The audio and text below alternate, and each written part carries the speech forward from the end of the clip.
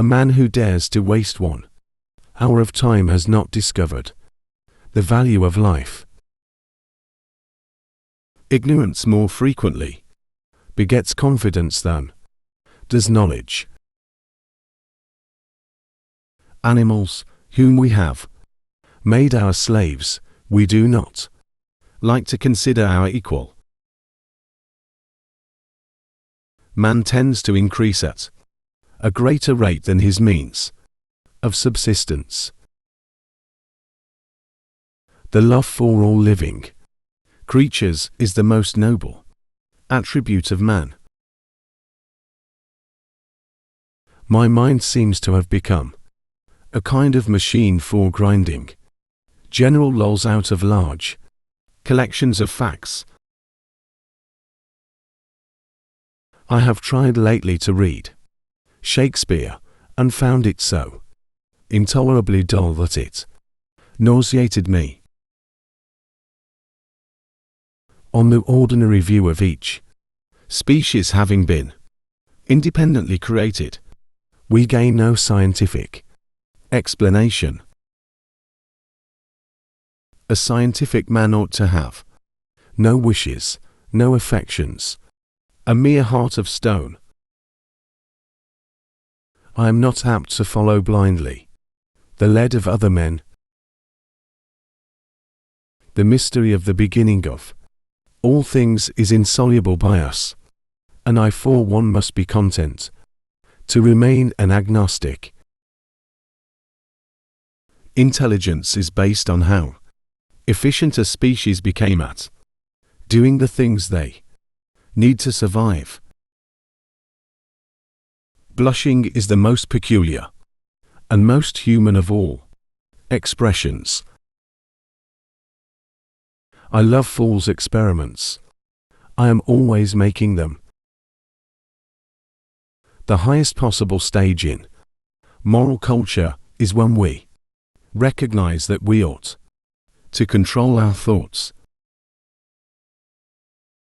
This preservation of favorable variations and the rejection of injurious variations I call natural selection, or the survival of the fittest. One general law leading to the advancement of all organic beings, namely, multiply, vary, let the strongest live and weakest die. If the misery of our poor be caused not by the laws of nature, but by our institutions, great is our sin. The survival of preservation of certain favored words in the struggle for existence is natural selection. I have called this principle, by which each slight variation, if useful, is preserved, by the team of natural selection. It is those who know little, and not those who know much, who so positively assert that this or that problem will never be solved by science. Man tends to increase at a greater rate than his means of subsistence.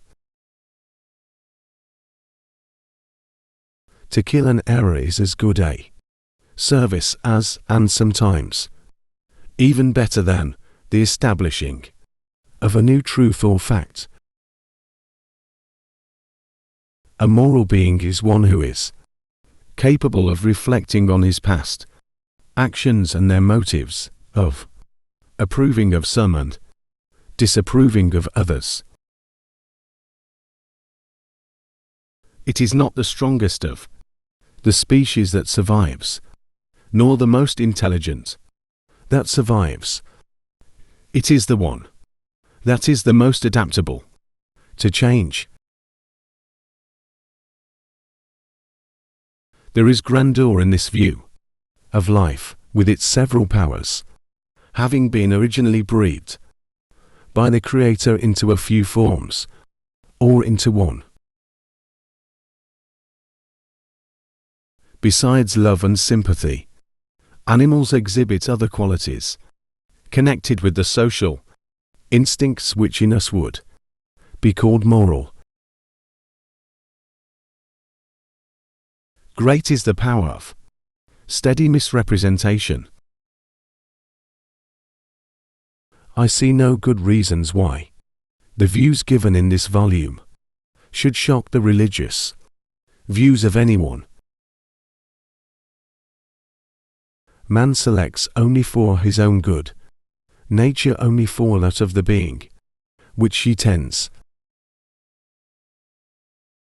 We stopped looking for monsters under our bed when we realized that they were inside us. What a book a devil's chaplain might write on the clumsy, wasteful, blundering, low, and horribly cruel work of nature.